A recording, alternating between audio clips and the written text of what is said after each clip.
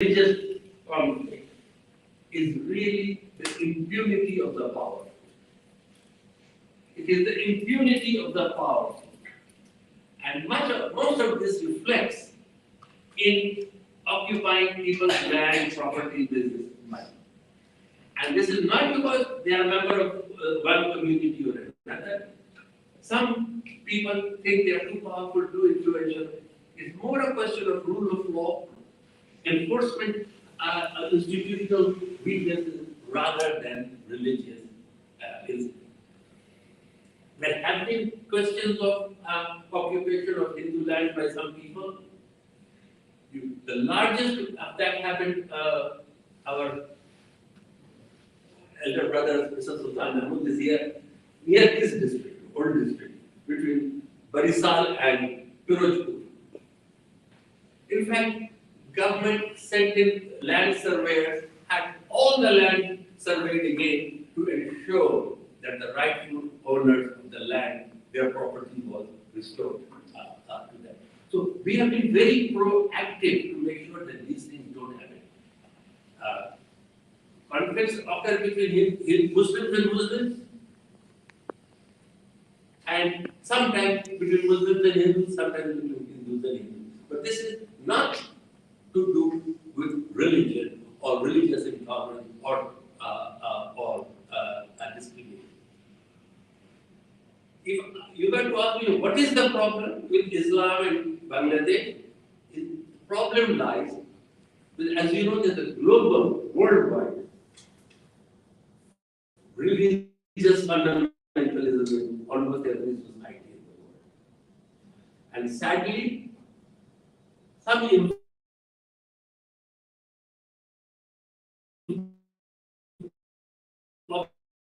that influence has also. They have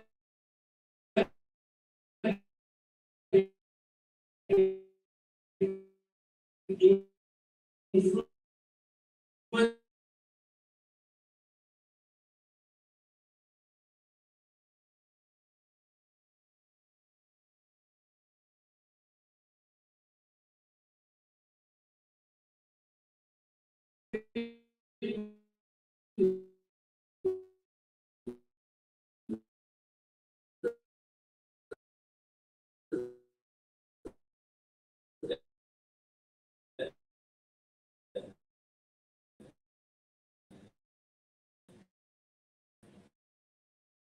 that we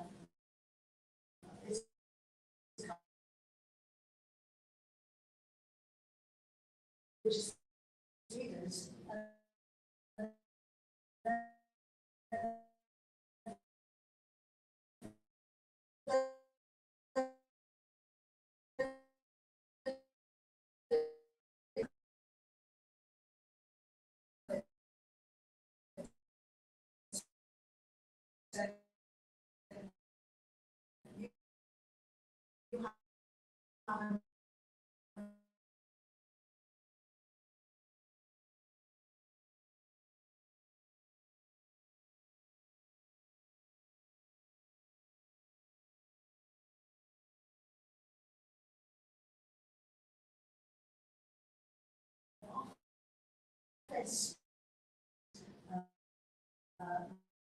which does this is I think, impressive. For a short discussion earlier, Dr. Brown, that you monitor and in particular how you tackle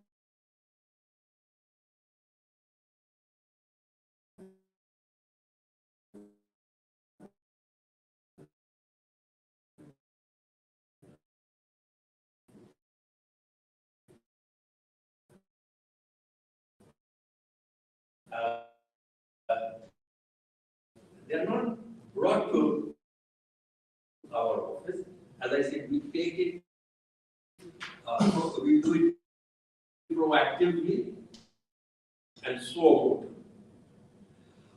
basically the office monitors the media.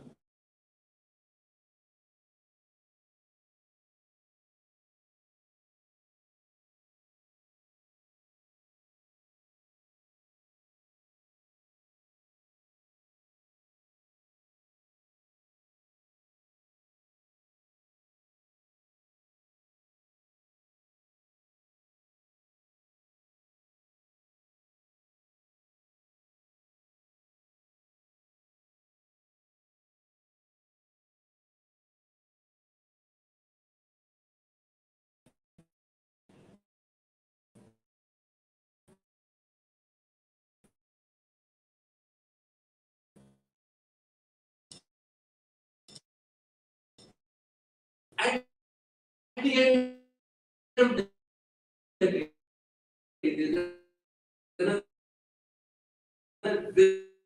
very unfortunate, very tempting. So the idea is if you can frighten them, intimidate them, and harass them and show them that they are not protected, these people will not vote for them. So it's a very cruel, very disgusting, very sad thing. But unfortunately, this has happened time and again, and especially before the elections, this happened. And that is when we are most vigilant to ensure that nobody is deprived from voting. Thank you very much. Would you like to come in, Roma? Yes. Would you like to do some comment on the last discussion we just had? Yes, I just want to mention about one incident. That the government was involved. There was a serious problem in Patna. Just after the election, and it was the village of the minorities. So I received a call in the middle of the night that people are under this group of people, particularly the environmentalists and some of the political groups, especially coming from Japan and BNP, they're putting fire on their houses and so on and so forth.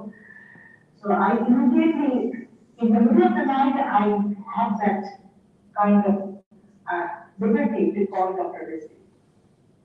And he just called up and he said, what? Just wait, Aroma, just wait, give me like 10 minutes. Just give me 10 minutes. And then what he did, he called up the DC and SP, the district commissioner and the superintendent of police, and also the top of IG, Inspector General of Police. And immediately had sent force there to actually stop that atrocities. So if you discuss about there are some elements, there are some instances, but these are politically instigated.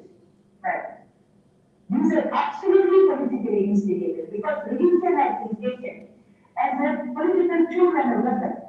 And accordingly, they just apply that whenever it is in their need and when they want to do some kind of chaos and will discomfort within the whole country. So, and this has been not one time, but this has been several times that the Prime Minister also had met in the last election also, she made sure that all these minority communities are protected. So they are not being attacked because as Dr. Lucy said, that they are the vote banks.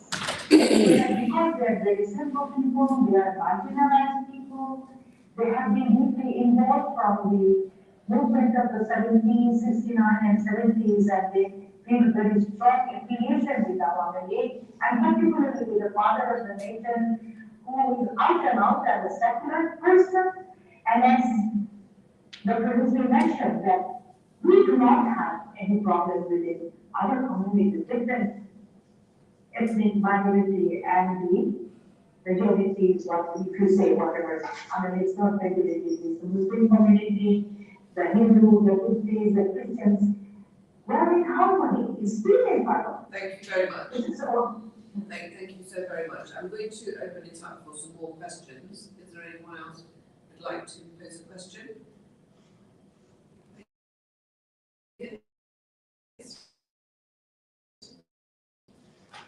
I had a reasonably provocative question, maybe it's not that provocative, but how much do we think that, so we've got elections next year in January, do we think that the government has rightly done a really good job in terms of religious inclusion, and they had the Minister for Religious Affairs come to Ahmed's War Conference last year and made some really good, strong commitments.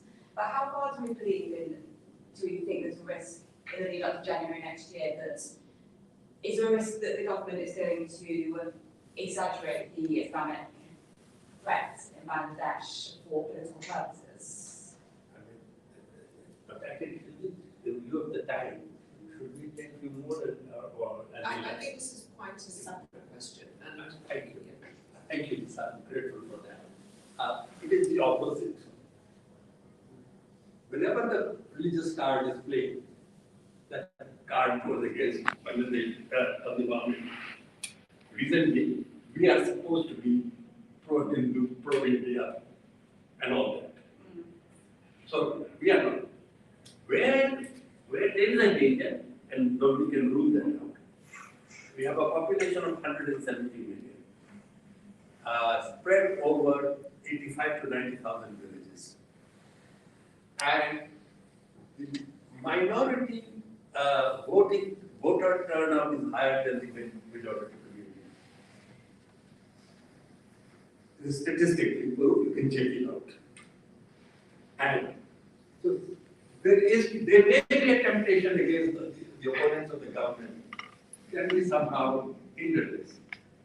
In the election of 1314, 13 or 14, a village near Jessore was attacked. Entirely because these were supposed to be the voters, but I went there a day or two later, met one of